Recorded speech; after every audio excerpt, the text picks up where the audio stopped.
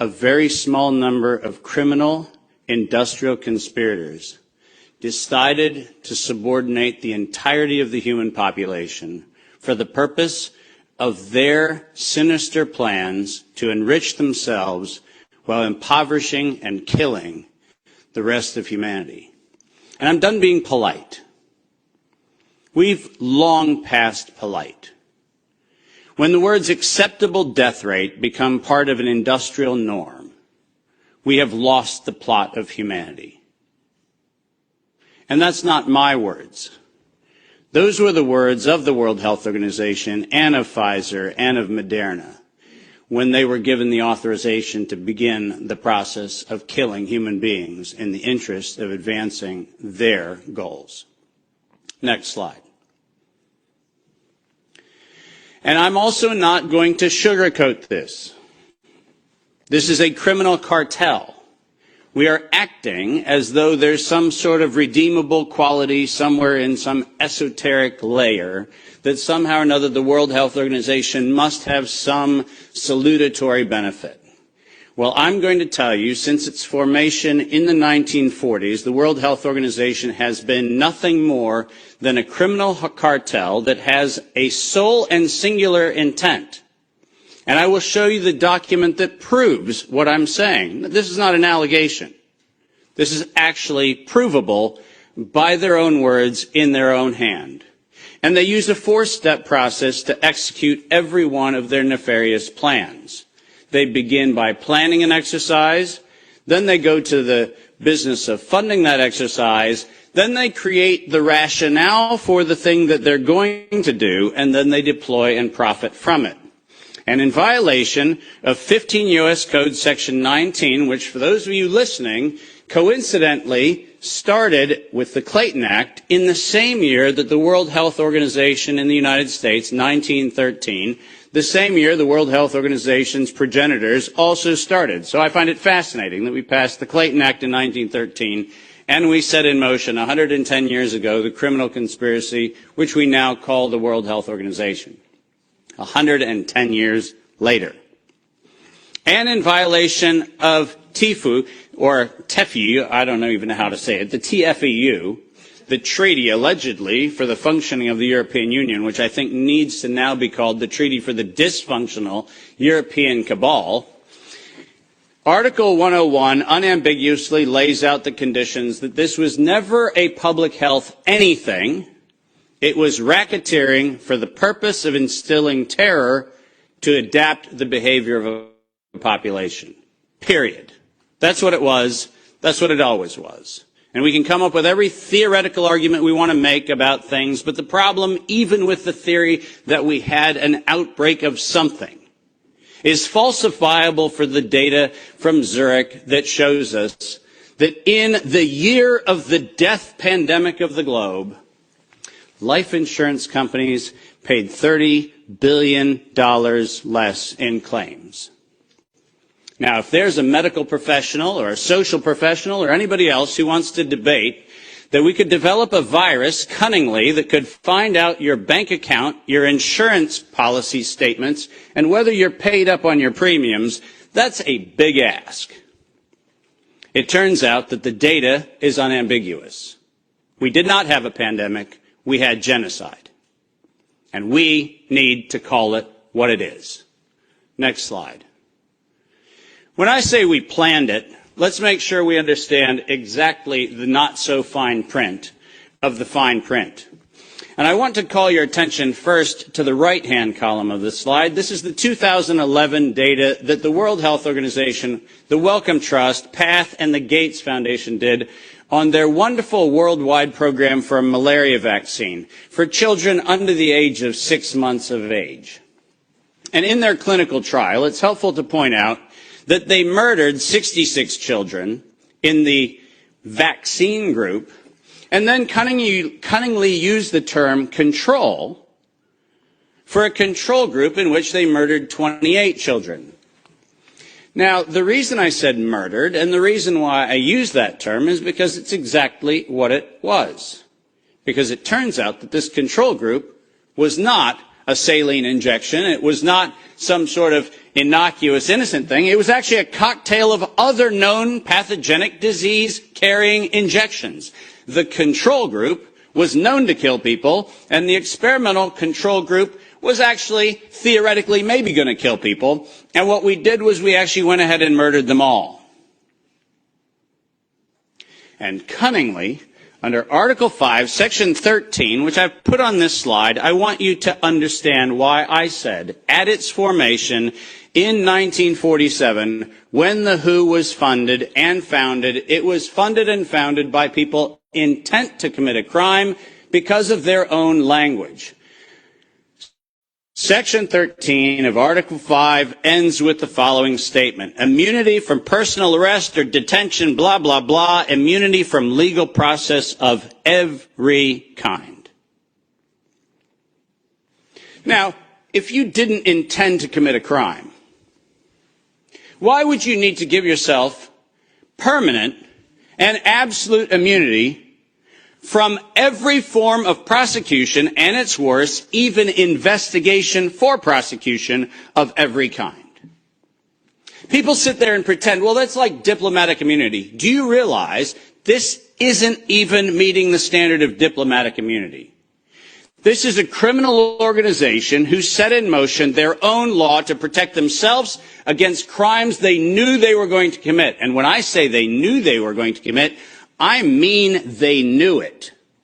Because their first Director General, none other than Dr. René Sand, who happened to be in the hospitality of the Germans in Dachau in 1940 earlier, in 1947, mysteriously, with the largesse of the Rockefeller Foundation, was nominated to become the first Director General of the WHO. And within 5 short years, René Sand decided to authorize the real purpose of the WHO in writing by then Director General Dr. Brock Chisholm, who advocated for population control as its primary objective. Does that sound like public health to anyone in this room? This is not public health. This is the advancement of the same genocidal program that began with the Carnegie Foundation's funding of the eugenics office at Cold Spring Labs in the United States in 1913 under the philanthropy of Andrew Carnegie. People, stop fooling yourself. We debate the leaves on the tree of what we call this pandemic thing, but we're not going to the root. This was an organized crime, racketeering entity set up to give itself first absolute immunity and then execute its plans to make sure it controls who lives, who dies, and who gets any chance at life. And if you think that I am somehow inflating numbers, let me be unambiguous. Under every treatment of tax provision, if I were to tell you that there is an 88% controlling interest of any organization, you might conclude that that actually aggregates into a controlling interest. And it turns out that if we look at the foundation donations to the World Health Organization, 88% of those come from a single organization, the Gates Foundation. That constitutes a violation of every competitivist law in Europe and every competitivist law in the United States.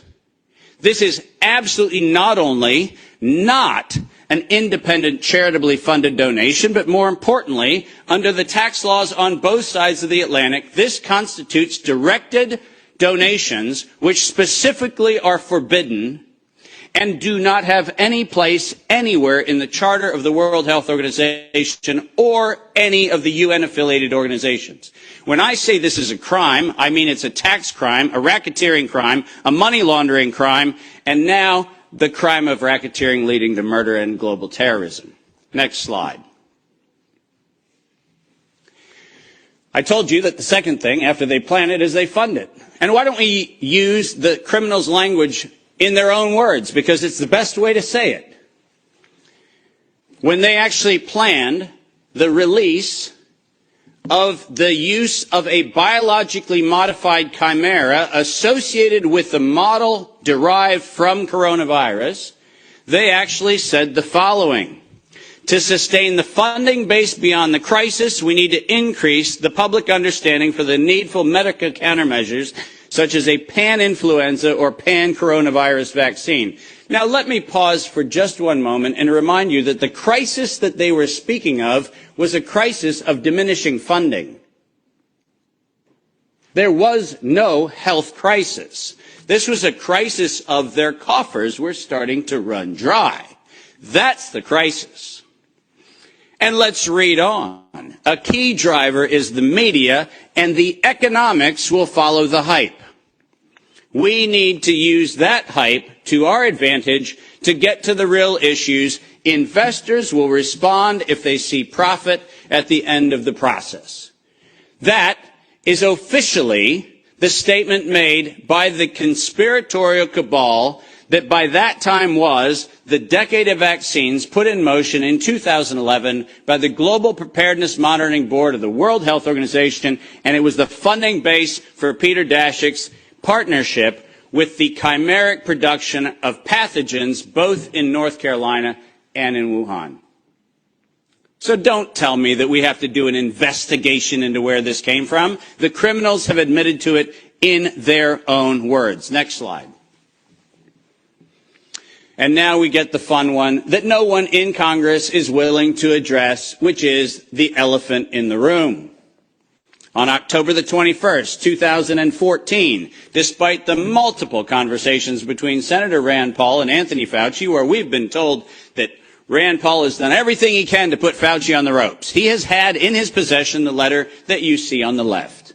And it is the letter, conveniently on NIAID letterhead, sent to the University of North Carolina, Chapel Hill, which unambiguously states that during the gain-of-function moratorium, which, by the way, if we use the word moratorium, feels like that means you're supposed to stop. Why don't we go ahead and look at two pieces of this letter? First, the second bullet under Project One, which, by the way, was not part of the original grant. This was to look at the novel functions of the virus pathogenesis in vivo. You know what that means? In living systems. The grant was supposed to be clinical simulations and models, but this grant was modified with this letter to say we were going to authorize gain-of-function research during the moratorium in living systems. And then we love the last paragraph of this letter, which conveniently says, as your grant is currently funded, this pause is voluntary. How many times have you met a voluntary moratorium? And the best part about it is that if we look at the very last line, or continue to conduct the applicable gain-of-function research until the end of the currently active budget period. But here comes the problem. You know who is supplying the budget? An indefinite term, unlimited amount contract from DARPA and from NIH. Isn't it convenient to have a perpetually funded project that needs to stop when the money runs out, when you find out that there is no point where the money runs out because there is no end to the thing that has no end? And lest you think that I'm making an allegation, which I'm not, I'm making an accusation. Let's be clear. And there's a big difference. I'm not alleging anything. They actually went to the trouble of telling us that it was going to be the Wuhan virus that was going to get us. As you see on the right-hand side of the screen, published in 2016, March 14th of 2016, the SARS-like Wuhan Institute of Virology Virus 1, and I quote, is poised for human emergence. Does that sound like we're just surprised that something in Wuhan went a little haywire in December of 2019? Or does it feel like we were told, look at Wuhan, and look at coronavirus, and look at what we've been doing to manipulate coronavirus in Wuhan and at the University of North Carolina, Chapel Hill, and lo and behold, we're going to go ahead and tell you that we're ready to release it in 2016. Next slide. We're almost done. And then they created it. Now, all of you know that I am criticized globally for my use of the term biological warfare. I do that because I am credentialed to do that. I happen to be, for the United States government, in the early part of the 2000s and the latter part of the 90s, a person who was sent around the world to look at the proliferation of biological and chemical weapons. I'm acutely familiar with the definition of what a biological warfare agent is in the 18 U.S. Code, the criminal code of violations of biological and chemical weapons.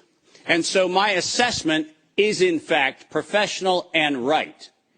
And the reason for that is I'm the one credentialed to make that determination for the United States government for many years. That's why I say it.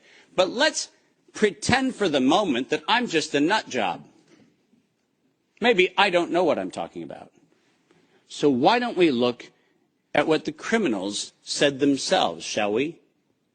In 2005, at a conference sponsored by DARPA and the MITRE Corporation, Ralph Baric, the architect of the lethal strand that has been injected into millions and billions of people's arms, that Ralph Baric was sponsored to present the following, and let's go ahead and use his words, presentation. Synthetic coronaviruses, biohacking, bio-warfare enabling technologies. Does that sound like a public health distribution program? Does that sound like something that is accidentally misinterpreted to mean something else? Or does biological warfare enabling technologies sound like not countermeasures or pandemic preparedness? It sounds to me like biological warfare enabling technologies. And the reason why I have that hunch is what followed was he received, next to his NIAID grants, non-competitive DARPA grants in matching funds for over $140 million of aggregate funding going into his and his related programs on synthetic biological warfare enabling technologies. So do I have a problem calling the injection a biological warfare enabling technology? Absolutely not, because that's what they called it. And we know that they knew they called it that on September 18th, 2019. Because on September 18th, 2019, the racketeering, co-conspiring cabal of interlocking directorates, also known as the World Health Organization, said that they were going to conduct an experience for the world that was going to be a rapidly spreading pandemic due to a lethal respiratory pathogen. The lethality in that statement is the problem. They didn't say we're going to maybe get a little bit of sniffles going around. They said we were going to actually have the promulgation of a deadly agent.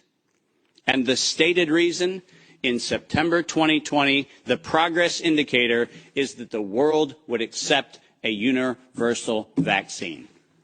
Not, we'll look at other options of treatment.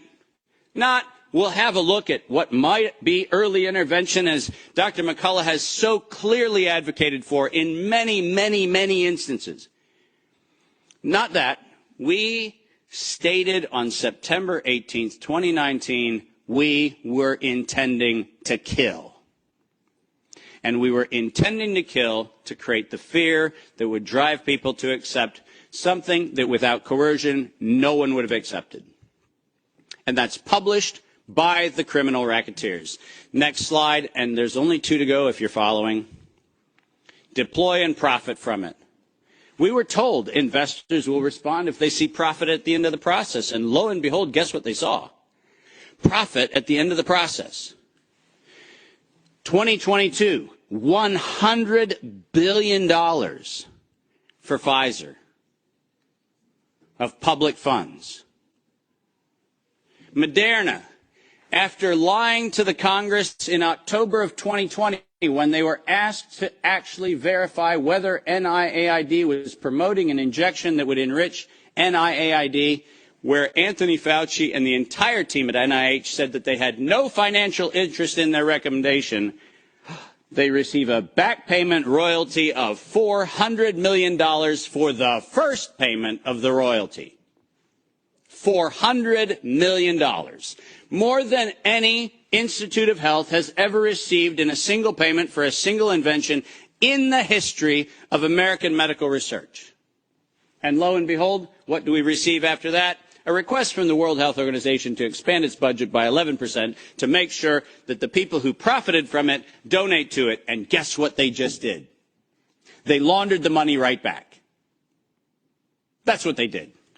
Next, and now you get the final slide. This is not a public health crime. This is actually not a constitutional crime. This is a criminal act done by a criminal institution established to enable criminal behavior since its foundation in 1947. That is what this is. And we should not be debating the merits of democracy or liberty or anything else, as irrational as that would be if we stood at a bank robbery and debated the merits of printing dollar bills. The problem is not the dollar bills. It's the bank robber. And the problem here is not health, and it's not public health, and it's not the suppression of information and the suppression of dissident views and the absolute unconscionable treatment of physicians around the world and academicians around the world who spoke out against this. That's not the crime. The crime is that we had criminal racketeers who conspired and developed a, quote, emergency. The same criminal racketeers planned, manufactured, and did all agency capture to make sure that you were told that you would use terms that they tell you to use. Vaccine, face mask, health, social distancing, none of which had ordinary use definition. So we just used them. Criminal racketeers price fixed with interlocking directorates where known competitors came together and fixed prices in direct collusion in violation of both European Union standards and in violation of both the Sherman and the Clayton Act in the United States. These were crimes. It was organized crime, and we should treat it as such. Criminal racketeers publicly lied under oath, and this resulted in the death and destruction of liberty, and most importantly, the death and destruction of the integrity of well-meaning people who sit here today doing everything they can within their power to try to treat the calamities created by this catastrophe. I will not for a moment denigrate the multiple contributions of amazing academic and medical professionals who've tried desperately to step into the gap and stop the corrupt outcomes of these crimes. But I will, without doubt, say the following. Until we treat this as a criminal conspiracy of criminal racketeers resulting in global terrorism for the purpose of profiteering and murder, until we have that conversation, we're having the wrong conversation. Because we are not here to debate the merits of a modified agreement for a criminal racketeering organization. We are here to end the criminal organization itself. This is my call to every single person on this planet. Don't just limit the power of the WHO. Destroy the WHO. Thank you very much.